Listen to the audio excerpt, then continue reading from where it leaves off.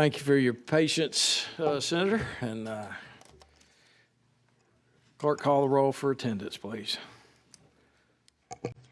Senator Albritton, Senator Butler, Senator Chastain, Senator Figures, Senator Gudger, Senator Hatcher, Senator Hovey, Senator Melson, Senator Roberts, Senator Schofield, Senator Sessions, Senator Singleton, Senator Smitherman, Senator Waggoner, Senator Allen, Senator Orr. Here. All right, we got 11 members present.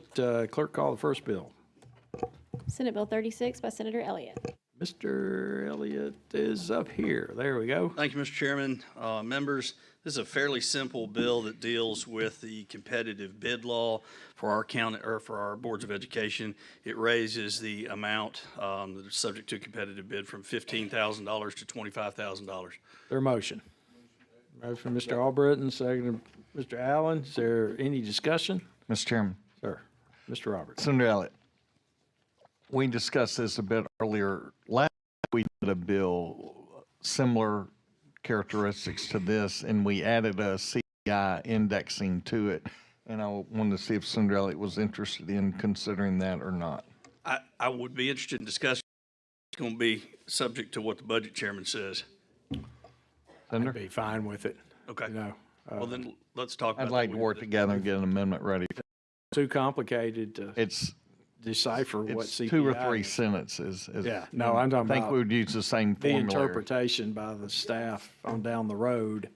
I don't know. Senator Coleman Madison used it last week on a bill, and I thought it made perfect sense. I think it was more for counties, if I'm not mistaken. Okay. But that would seem in order here. You know, the finance department could promulgate, Yes, okay, here's CPI from this date to that date, and this is how much it's increased. That was my Or only decreased, suggestion. perhaps. Thank you, Senator Elliott. Senator Singleton, do you have a comment? Because I know CPI can go down also. That's what I was about to say. That could, Yeah. whatever can go up, it can go down. Senator Roberts, in your amendment, could you think about putting that responsibility perhaps on, and there may be a better place, but the Department of Finance to promulgate some kind of CPI for the fiscal year or the calendar year or whatever is appropriate. All right, any other questions, discussion? Seeing none, Senator Albritton, Senator Butler, Senator Chastain, Senator Figures, Senator Gudger, Senator Hatcher, Senator Hovey, Senator Melson, Senator Roberts, Senator Schofield, Senator Sessions, Senator Singleton, Senator Smitherman, Senator Waggoner, Senator Orr. aye. 13 ayes, 0 nays. The bill is given a favorable report. Thank you, Senator Elliott. Thank you, Mr. Chairman. Yes, sir. All right, call the next bill. Bill 100 by Senator Orr. All right, this is the procurement law that we continue to chisel on. It is, comes at the recommendation of various entities. It was prepared by the Department of Finance and makes some technical changes as well as other various and sundry things. And we've got the examiner's office here to tell us all about it if we want to know more. Is there a motion, or Senator Roberts, is there a second? Second by Senator Allen. Any further discussion? All right, hearing none. Any objection to the previous roll? Hearing none. 13 ayes, 0 nays. The bill is given a favorable report. Call the next bill. Senate Bill 115 by Senator Waggoner. Senator Waggoner. Thank you, Mr. Chairman. This bill is simply a name change from the National Foundation's Alabama Field Office to the March of Dimes. Move to give the bill a favorable report. There's seconded by Senator Singleton. Any discussion? Senator Figures. Yes, sir. Is this, they are not already tax exempt, Senator? They're tax exempt. Are they tax exempt? They're tax exempt now. Already. We're just changing the name to make it comport with Okay, the name that's on the books today. okay. Thank you. All right. Any other discussion? Any objection to the previous roll? Seeing none, by 13 ayes, 0 nays, the bill's given a report. Call the next bill, please. Senate Bill 174 by Senator Orr. All right, this is an attempt to help schools with SROs. Right now, we have the cap, which is 37. There was a House bill that came up, Senator Albritton had in his committee, General Fund Committee, which would raise the cap to 52,000. Anyway, I saw a lot of issues with that bill. This bill would allow only cap be ignored for SROs. These are people working in schools, retired law enforcement, that then could work extracurricular activities there at the school, and that only. The reason is they can, exactly, and the reason, as it was explained to me, the SROs know the school kids, they know who's good, who's bad, who they got to watch, who's trouble, and all those things. And right now, they're able to do their jobs in the schools under the cap, the current cap. But when it comes to extracurricular activities, that would exceed the cap, so they're not able to participate. So school system has to go out and hire or get a different SROs or whatever that don't know the kids and don't know who to watch and who's trouble, and they don't know the layout of the school in case there is a problem there. So logical small exception to make to help the security of the schools. But, I certainly respect the will of the committee on that. If I may, Senator Albritton. this is paid by contractual basis. In other Yes, words, for the it's completely extracurriculum, outside. they would get a 1099. It would just be outside the cap. So that just for at each and every one or whatever, they'd be contracted to do this To work. come to the extra cap. But it's got to be in the school. They can't do the school job and then go somewhere else and get paid outside the cap. Senator Hatcher moves. Is there a second?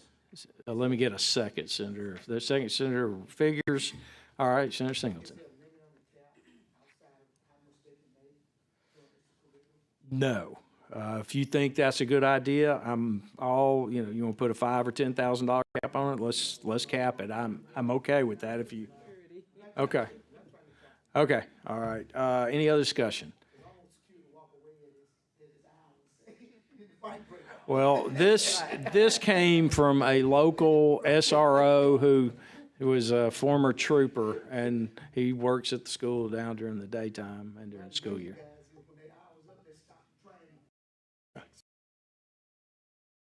Any objection to the previous roll?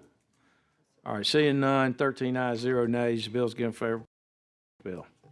Senate Bill 175 by Senator Orr. Okay, this comes from AIC. It's a bill, to my knowledge, of first impression. There is no dollar figure in here. The bill would be subject to an appropriation. So whatever we, the committee, the Senate, the House, the legislature wanted to do, that's going to control the dollars, not some tax credit or some give back like that. It'll just be an appropriation that would set up and allow this to happen. The focus group are those individuals that have some college. And you've heard it said before that we have over 500,000 people in our 5 million person state that have some college but have not received a BA, BS type degree. This allows also for junior college graduate for associate's degrees as well. So we've got these people who started college but they have not finished. This would help if you wanted to get an associate's, that's fine. You can stop there, help them finish, help those that want to go on to get a BA, BS type degree as well. Senator Figures. So it only covers tuition and mandatory fees. It does not. Yes. Now, I've had somebody reach out about, is this last dollar, first dollar? And before the bill would get to the floor want to clarify that. We don't want to overpay, and we'd prefer to be payer of last resort, kind of like we did with the National Guard, some of the National Guard scholarships, that they were able to get money elsewhere. We wanted to do last dollar. So I'm going to look at clarifying that, and there may be one or other two little things that come up. I was asking about room and board, so that would not be considered. I So think it's this would be tuition like a and fees. part-time basis? They would be attending on like a part-time basis? Be doing what on it? I think you got to be you got to have 6 credit hours, I think, to participate in this. So it's 6 or Like 8. 2 classes? It's like 2 class, Yeah, it's 2 like 2 classes. classes? Yeah, I think it's either 6 or 8, 6 hours per turn to be, there it is on it's line 1, don't have to worry about page numbers anymore, 118. Now, I was just wondering if a person wanted to just go on back and finish, say, for instance, they only needed 1 semester or 2 semesters, perhaps. This would be a vehicle for them. No, I didn't finish. In the event that they wanted to go, say, for instance, they lived in Mobile, and they wanted to finish that degree at the University of Alabama. But of course, that would entail them having to stay there in Tuscaloosa. So that's what I was wondering, did they get any kind of addition for room and board? But that this bill only covers tuition and mandatory fees, right? I think so. Okay. Senator. Yeah. So they would have to go somewhere area, or can they Get also money go from elsewhere. online? Yeah. And then do online courses or go part-time? At an Alabama state Institution, supported right. institution. Okay, We're thank you. not going to help California or something. All right. Any other questions, Senator Roberts? Okay, Senator Roberts moves, Senator Gudger seconds. Any other discussion? Or any objection to the previous roll? All right, seeing none, 13 ayes, 0 nays. Bill's given a fair report. Clerk, call the next bill. Senate Bill 176 by Senator Orr. All right, the last bill, this is a dashboard, which AIC would control, where we download the top 50 vocations or majors in the state and try to ascertain what that return is going to be on that particular major, what the workforce looks like, what you're paying. You can see there's a long laundry list in there that they would collect this data and have it for future students to know what makes the most sense financially. Sometimes it doesn't, they do things that don't pay a lot, and that's certainly good too. But so they'll know before they invest in a college degree what the payoff would be expected for them. Yes, Senator Chairman, Figures. thank you. As you know, I'm on the Board of Trustees at Jacksonville State University.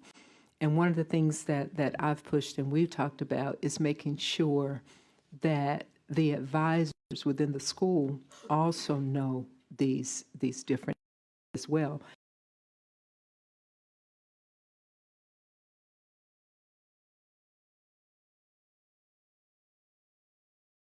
Because we want our people choose to go to college so they can afterwards get a good job. But if they major in something that's not bring them their beginning, or when to change that major or whatever. So I would also like to see our individual institutions of higher learning do the same thing, not just be left up to the student to go and gather that information. On it that it would be put in the hands of the students, but or made. Oh, yeah, the students available. would be able to have access, but I'm saying we should also make sure that the advisors and the administrators Okay, of down these the schools of higher guidance counselors administration that to guide them in the right High direction. school guidance counselor. Absolutely. That's a good thing. If you would not mind preparing an amendment so we could have, the high school guidance counselors would make students aware of the dashboard if this bill were to pass. But also the institutions of higher learning as well. Sure. Thank Be you. glad to. Any other questions? Is there a motion?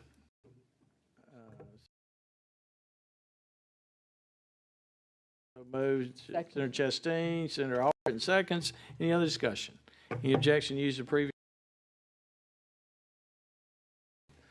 13 ayes, 0 nays, bills given fair report. Let me have just 2 minutes and we'll wind budgets. The House General Fund budget will be moving the latter part of this month, correct? Because Mr. Reynolds, with all due respect, we've all been there once, this is his first time to work a chamber budget, the education budget at the same time. He will probably need the full resources of LF Tim go through that process. I believe he's going to have it in committee 1 week and on the floor the next week, towards the end of the month. So that being said, we are looking at the first week or two of May. As I've told you, Chairman Garrett and I are working well together. We'll certainly, hopefully have a more seamless budget. Certainly be changes in the House, but he'll be informed of a lot of what we're doing in the Senate and may even have some of his addressed up here as opposed to taking what we've done and wiping it aside and putting what the House wants downstairs. I've met with some of you I have not. I'd love the opportunity to sit down for 5 or 10 minutes and hear what's important to you. I have received a good number of letters from you all, and that's good. That gives me, when I take my budget box, which is about this big, as all these people's, yours are the numero uno file. Those that have center seals and letterhead, that's where I go first in looking what are the priorities of the Senate and that. So, any questions? We'll be working on that now and already have started. So if you've got things you'd like to share, things about the governor's recommended budget, doors open, just let me know, okay?